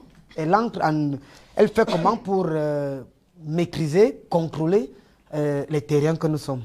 D'accord. Vous savez que l'homme est appelé le microcosme. Ça signifie que tout ce qu'on voit dans le macrocosme est concentré dans l'homme. Nous parlons de Dieu. Dieu est en l'homme. C'est le Dieu immanent. Et maintenant, il y a un Dieu transcendant. Mais lorsque vous voulez aller Dieu au immanent et Dieu transcendant. Dieu transcendant. Lorsque vous voulez aller au Dieu transcendant, vous passez par le Dieu immanent. C'est ça la démarche. Voilà pourquoi on demande dans l'ésotérisme de rentrer en soi, de faire le voyage intérieur qui permet effectivement de rencontrer Dieu. J'entendais le père Minkala dire tout à l'heure que on ne peut pas voir Dieu. Oui, avec les outils théologiques, on ne peut pas voir Dieu. Merci mon grand. Ça, c'est clair. Mais dans le voyage intérieur que vous faites, il est question que vous rencontriez votre Dieu intérieur, à partir duquel vous verrez le Dieu transcendant. C'est la démarche. Connais-toi toi-même et tu connaîtras l'univers et Dieu. C'est la formule. La Bible.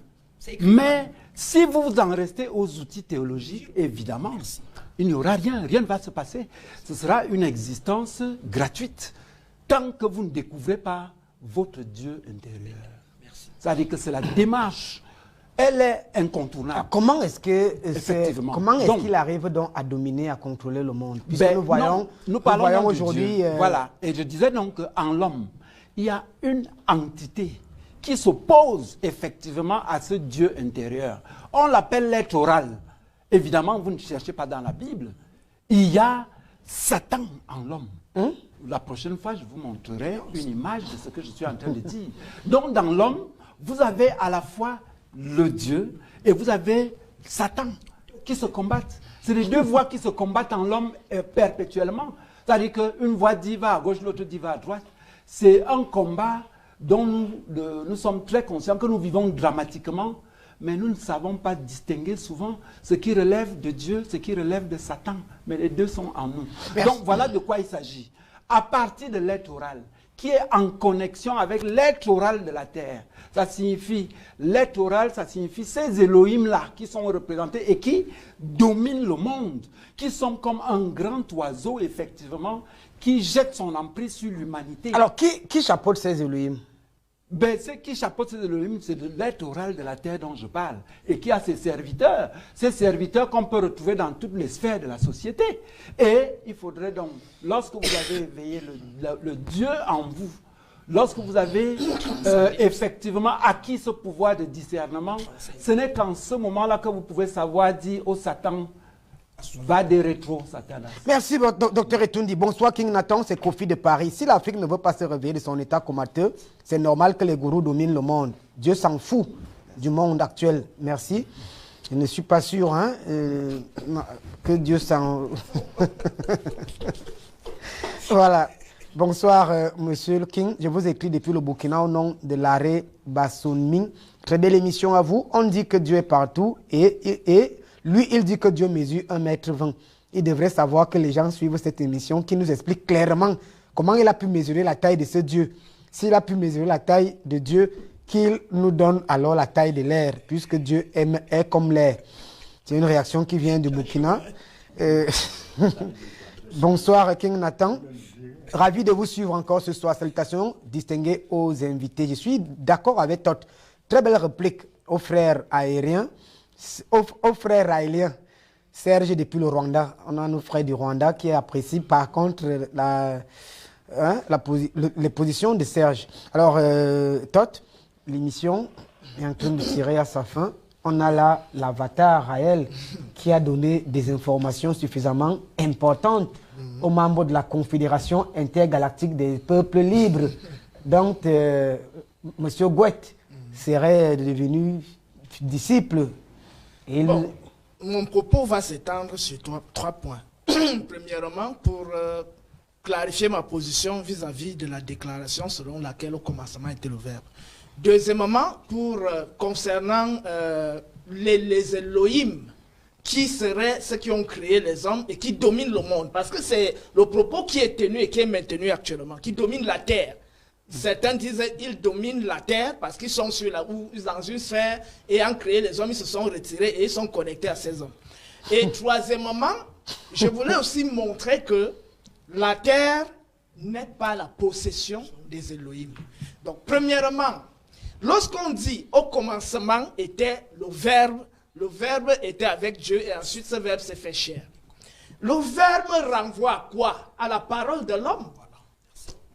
Ce n'est que l'homme qui parle. Non. S'il vous plaît, s'il vous plaît, s'il vous plaît. S'il vous plaît, vous avez eu votre temps de parole. Oui, mais vous m'avez interrompu ici. Non, je ne vous ai pas interrompu, monsieur le prêtre. Pas la parole.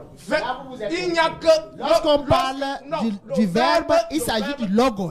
Et le logos, c'est la science. Ce n'est pas la simple parole, c'est le logos. Le verbe, il faut d'abord, ce n'est pas la simple parole, c'est le logos. C'est le logos. S'il vous plaît, monsieur le prêtre. Lisez le texte. Permettez-moi de développer. Vous avez eu vous avez eu votre temps de parole. Permettez-moi de développer aisément. Le verbe n'est pas le logos. Le verbe vient du mot latin verbum. Ça ne signifie pas logos. Le logos a sa signification. Moi, je parle grec, j'écris latin. Vous n'allez pas venir me duper sur ce panel, monsieur le prêtre. Verbum n'est pas synonyme de logos. À ce que je sache, et vous-même, honnêtement, vous le savez. Donc, le verbe renvoie à l'expressivité, à la voix, ce qui est dégagé, ce qui est articulé au son. Mais avant le son, il y a la vibration. Avant la vibration, il y a une présence qui peut décider de ne pas vibrer et qui peut décider de vibrer. Donc, pour dire qu'au commencement était le verbe, c'est faux. Le verbe ne peut pas être au commencement. On pourra encore tolérer que quelqu'un dise qu'au commencement était la vibration parce que toute chose vibre. Donc c'est de la vibration que le son et la lumière émanent. C'est de la vibration, parce que la vibration produit le son et la lumière. Donc pour dire que il y a... Ce ne sont pas des plaisanteries. Nous sommes ici, nous sommes ici en haute métaphysique. Le son. D'accord. Je prends un peu l'avis du didacticien. Docteur Etundi, est-ce que vous pouvez trancher cette affaire entre verbum et logos? On ne va pas verbum, on va d'abord à la parole. La parole qui s'exprime comme logos. La parole qui crée, ce n'est pas n'importe quelle parole, ce n'est pas n'importe quel verbiage. Il ne suffit pas qu'il y ait une vibration, ni il y a dans ce que l'homme avait perdu. L'homme a perdu le pouvoir de la parole, justement, qu'il est possible de retrouver. Et on la retrouve en des êtres particulièrement illuminés, en des êtres qui ont fait un cheminement spirituel. Lorsqu'ils parlent, ils créent. Non. À partir du pouvoir de parole qu'il réincarne, il crée. Ce n'est pas toute parole qui crée. Donc verbum et logos. Non, verbum et logos, ça c'est autre chose, des détails. Je reviens. Donc je suis en train... Attendez un peu, on m'a donné la parole. Okay. Oui. Sauf que vous voulez la récupérer. Entre guillemets, donc verbum... nous sommes en train de dire effectivement que au commencement de tout est effectivement ce logos. Le logos qui est la science. Voilà. Ça dit que la science universelle est pouvoir. Pas la simple parole, c'est la science. D'accord, je vais repasser la parole à cette connaissance qu'on appelle aujourd'hui permettez-moi de poursuivre mon la gnose. D'accord. Permettez-moi de poursuivre mon développement. Donc je suis en train de dire ceci. Le mot logos en grec renvoie à trois choses. La première chose, c'est d'abord le recueillement qui se recueille en lui-même, qui est la pose recueillante. Merci. La deuxième chose, c'est le déploiement de la vibration. Et cette vibration peut être exprimée comme la manifestation de cette présence. Et la troisième chose, c'est ce qu'on appelle le langage. Voilà les trois expressions du mot logos en grec. Là, je parle en tant qu'ontologue. Je ne suis pas dans le langage de la rue. Donc, logos ne peut pas être synonyme de verbe. Là, je suis en train de démontrer ça. Donc, pour dire que... Tu vas chuter par là. Non, j'avais deux choses à ajouter. Donc, pour dire qu'au commencement ne peut pas être le verbe. Au commencement est la présence. On a compris. Deuxièmement, de la présence, il y a la vibration. Vibration, son et lumière. C'est ça qui est au commencement. Donc, je reviens donc pour dire que lorsque quelqu'un dit que ce sont les Elohim qui contrôlent la terre, moi je ne suis pas contrôlé par les Elohim. Ceux qui sont contrôlés par les Elohim, c'est ceux qui ont embrassé la tradition judéo-chrétienne. Moi je ne suis contrôlé par aucune entité qui contrôle la terre. Hein? Parce que moi je suis en harmonie, je travaille pour être en phase et en harmonie avec les lois de l'univers et les lois de tous les plans de l'univers. C'est un travail que je fais et c'est le travail que mes ancêtres... Qui vous domine alors? Les ancêtres. Personne ne me domine. Ce qui pourrait me dominer, c'est des regroupements d'individus qui veulent contrôler nos économies, qui veulent contrôler notre système éducatif. Mais en ce qui me concerne, sur mon cheminement, personne ne me domine parce que je n'ai pas de gourou, à ce que je sache. Donc, je voulais achever le directeur de ma thèse, justement, monsieur le prêtre. Je vais vous rassurer que le directeur de ma thèse est un grand homme. Parce qu'il me laisse me déployer. Tout ce qu'il peut faire, c'est vérifier la méthodologie.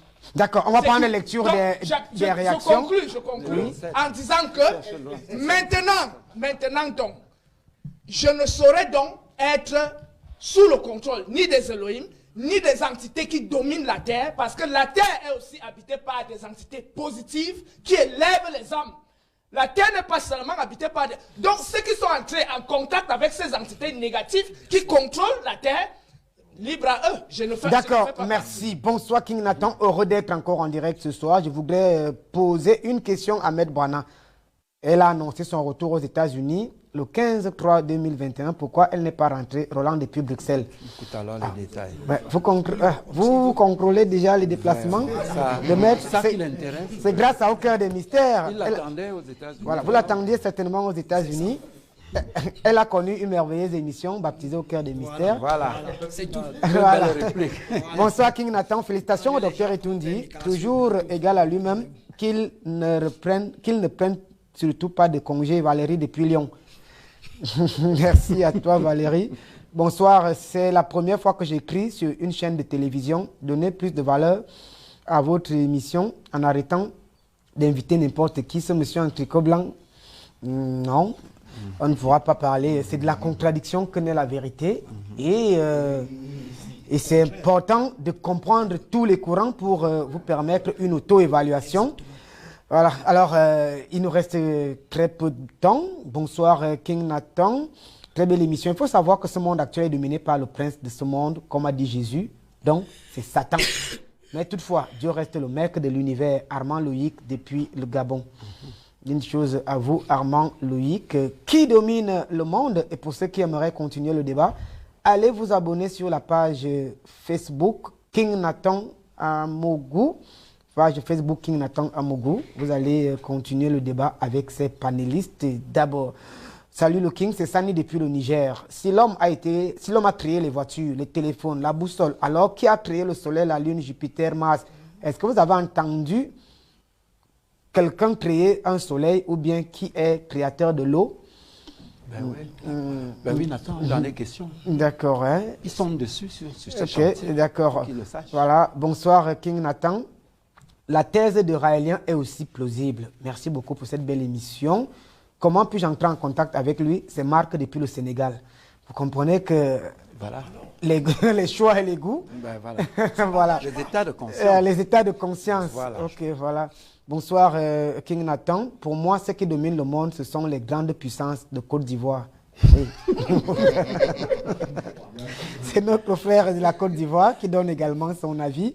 On va essayer d'avancer la semaine prochaine avec cette thématique combien importante, à savoir qui domine réellement le monde.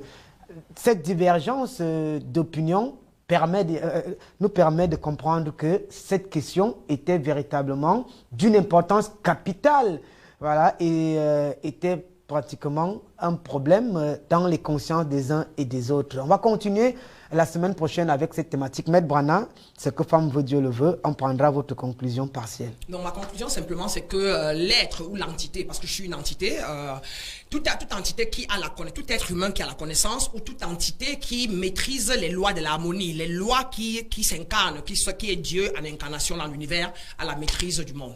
Voilà. Merci, docteur Etundi. Les forces lucifériennes dominent le monde, ce que le père Mikala n'est pas d'accord. Hein. Il dit que vous êtes allé pour voler le feu, mais peut-être que c'est le feu d'artifice que vous avez pris. Oui, concédons-lui cette déclaration s'il l'a faite. Mais en réalité, nous sommes en train de dire que nous sommes dans un univers qui n'avait pas été prévu dans le plan de Dieu. Donc, quand nous disons que c'est les forces lucifériennes qui dominent le monde, il n'est pas question de s'harmoniser à ces forces lucifériennes. Il est question effectivement de leur échapper. Voilà le problème et c'est le sens de notre vie. Ça signifie quoi? Ça signifie que quand mon père et ma mère m'ont créé, à partir de l'âge de 3 mois, dans le ventre de ma mère, effectivement, il y a ce qu'on appelle un microcosme. Ça signifie l'atome étincelle d'esprit est venu entrer en contact avec mon cœur. Et c'est ce qui arrive à tous. Voilà pourquoi dans certaines grandes civilisations, on recommande de ne pas faire d'avortement à partir de 3 mois. Parce que effectivement, à 3 mois, l'homme est devenu homme. Mais lorsqu'il naît, c'est juste un produit biologique.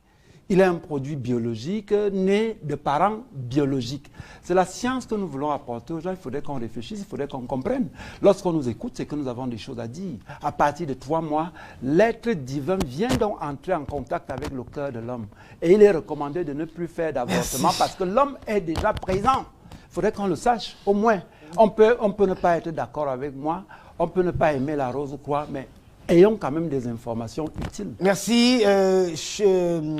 Vous êtes un chèque aussi, hein, il faut le dire. Docteur Abana, je vous présente sous cette casquette comme islamologue, archéologue, musulman soufi.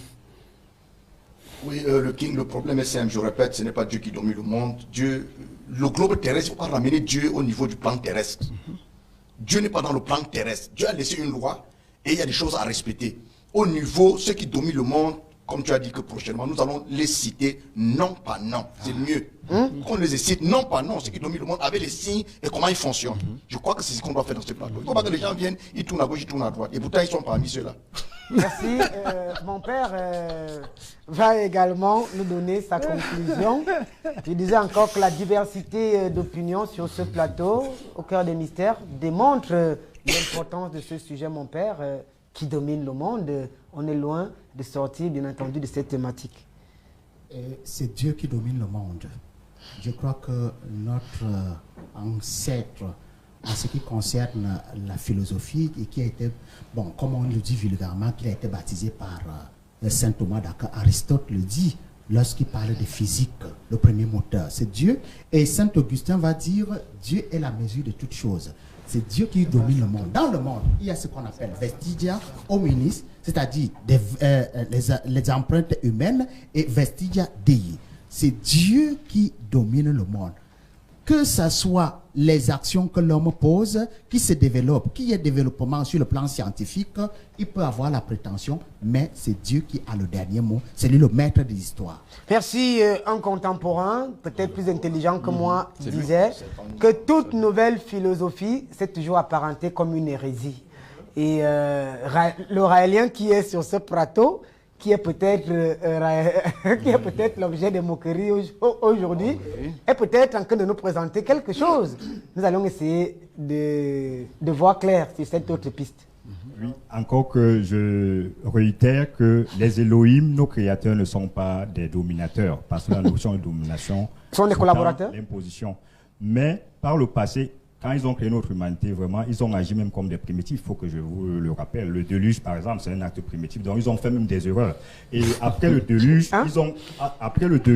ils ont reconnu leur erreur et ils ont regretté. Ils ont dit qu'ils ne vont plus jamais détruire la terre de cette façon. Vos Elohim ont détruit la terre et ils ont regretté. Lisez la Bible, Nathan, s'il vous plaît. Lisez la Bible. Commencez par la Genèse. Lisez la Bible. Je vous parle des œuvres des Elohim qui sont dans la Bible. Je n'ai rien créé. Voilà.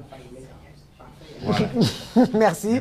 Vous êtes invité la semaine prochaine sur ce plateau. Alors, Todd, on va bien sûr conclure cette autre thématique en rappelant aux téléspectateurs que pour retrouver ce riche panel, tous sont connectés, abonnés sur la page King Nathan Amougou, Facebook, chaîne YouTube King Nathan Amougou également. Vous allez revoir les temps forts de cette grosse production. Je conclus mon propos en disant qu'il n'y a jamais eu un déluge qui a détruit toute l'humanité. Donc le déluge de la Bible, c'était un monde à part. Parce que pendant que ce déluge passait, les gens étaient en train d'œuvrer ailleurs, produire des grandes œuvres architecturales et autres. Et par ailleurs, mettre le bémol sur l'affirmation selon laquelle l'âme viendrait s'incarner dans le corps le 3e mois. Je parlerai plutôt de cristallisation de l'âme. Parce qu'il y a des contacts. Lorsque les deux conjoints se mettent ensemble, l'âme descend et se met en contact. Au fur et à mesure que le temps passe, l'âme s'enracine et finit par se cristalliser le 3e mois. Merci, mesdames, messieurs, pour ceux qui ont regardé cette production pour la toute première fois.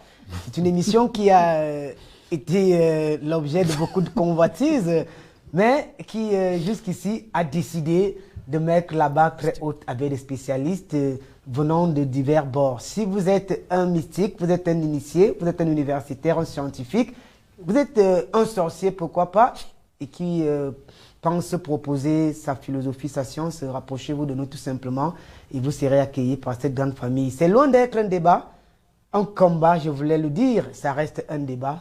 Jeudi, 21h heure du Cameroun, le temps suspend son vol et Vision 4 prend le contrôle de la Terre. Qui domine le monde? La suite, c'est la semaine prochaine lorsqu'il sera exactement 21h. La rediffusion est prévue samedi à partir de 22h30. On dit agréable suite des programmes sur la chaîne regardée par d'autres chaînes de télévision.